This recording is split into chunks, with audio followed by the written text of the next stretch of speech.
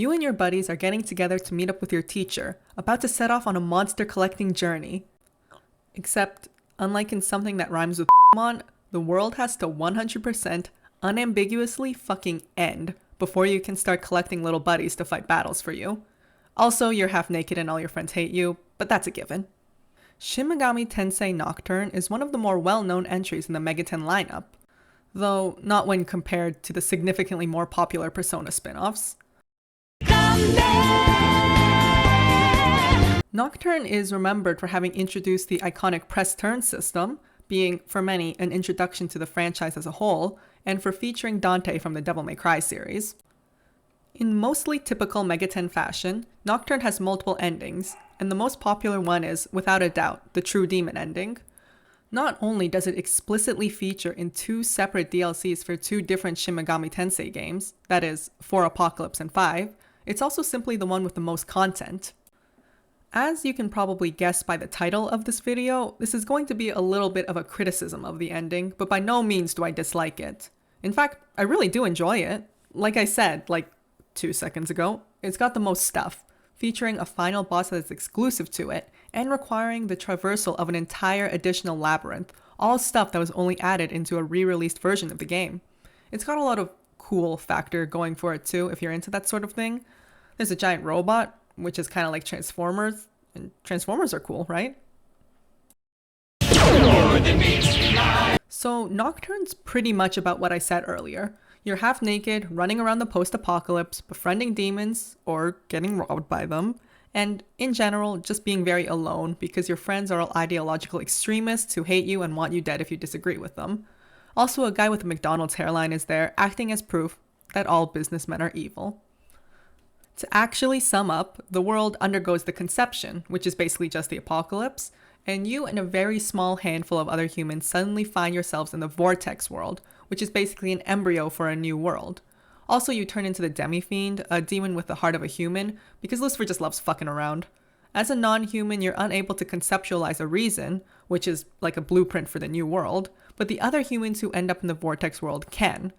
So now, you can choose to back one of these guys' reasons, to not back any reason, or to go see what's going on with your boy Lucifer. In total, and in this video I'll be talking solely about the version of Nocturne that features Dante, or Raido if you're feeling like hanging out with a talking cat, there are 6 endings. 3 of these can be classified as reason endings, where you back one of the 3 humans who come up with a new plan for a new world. One of these endings is just you super kind of mucking it up and leaving the vortex world as it is because the giant light in the sky that imparts the power of creation thinks you suck. The dude doesn't even want to fight you in this ending, it's kind of sad. One of these endings is embracing freedom and bringing the world back to how it was before the conception.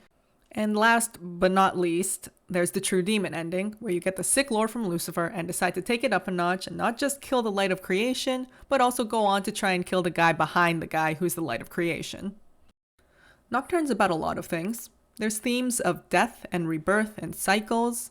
The big fucking world ending thing is called the conception, so that should be obvious. But ultimately, a pretty big part of the game is choice, or the lack thereof. You choose what you want to believe in, and then you back it up by killing the crap out of everyone else, assuming that someone else didn't already do the killing beforehand. But you also technically don't have the power to create your own reason, and you end up acting as a pawn for a pretty big majority of the game. It's an engaging combo of autonomy and a lack of true agency that persists throughout most of the gameplay. With all this in mind, an ending that embraces free will would be pretty fitting, wouldn't you say? Okay, so if you get the lore from Lucifer by pursuing the True Demon ending, you learn that this whole conception to rebirth thing is basically just an endless cycle. That's not cool. Lucifer wants to put a stop to that. And if you True Demon it up, you become his general to lead the forces of chaos into battle against the man above the man. Sounds pretty choice-oriented, right? Sounds like really taking fate and destiny by the reins and telling it to fuck right off. Like this is really embracing full-on free will. You just want to get rid of the guy who's orchestrating everything from behind the scenes. The guy who's trapping countless worlds in cycles of destruction and creation. Except, it's not really your choice to go fight this guy. It's Lucifer's. Even during the route, multiple people tell you that you're just straight up being manipulated by this guy. It's really not a secret or anything. Truly embracing the importance of choice that is so pervasive throughout the game gets a bit lost with the true demon ending when all your choices are basically just you doing what Lucifer wants you to do. And of course, being tied down by the wills of others is present in the reason endings as well. No matter whose reason you decide to back, ultimately, it's really not your reason. You're just punching dudes at the behest of others. Basically, what I'm trying to say is, from a thematic perspective, the true demon ending and the reason endings are sort of the same. After going through nearly the entire game doing what others want you to do, you end the game doing what others want you to do. Maybe that someone else is the end-all be-all great will, or maybe that someone else is some guy with the most unfortunate hairline in the world. But either way, it's not you. The other two endings, the demon ending, also known as the neutral ending, which is different from the true demon ending, and the freedom ending, both involve you not backing any reason at all. And so, these endings are the best at showcasing some sort of growth or change from the events of the story itself, embracing the importance of fully autonomous choice. The main difference between the demon and the freedom ending is that in one, the vortex world remains because Kagatsuchi, the light of creation, I don't think I mentioned that, is like, "Boo, you stink!" And he doesn't even fight you. And in the other, Kagatsuchi's like, "Fine, I'll remake the world as it was before, just please stop lasering my face." To get the latter, which is the freedom ending, you have to be brave in the face of Aradia at an earlier point in the game, and she's some other goddess who's also there, whatever, the specifics aren't really important. Now, you could argue that the freedom ending is just doing what Aradia wants, but to that I say, not really. Aradia herself doesn't really have anything specific in mind. The worst teacher in the world that she's possessing never gets an answer from her for a reason, and all she really does is provide a launching board for you to prove your bravery in the face of potential and creation, and to let you hold 2 extra demons in your stock. Wow, thanks. The freedom ending not only embraces the importance of choice, but also the potential of humans as they are. If you get some of the deets and hot goss from Lucy Baby, you do learn that the Great Will, the man behind the man and the person that Lucifer wants to go to war against, does seek to manipulate all these conceptions and world rebirths towards a specific end. So by basically just undoing it in the case of the freedom ending, or by not letting it progress further in the demon ending, you're spitting in that guy's eye too.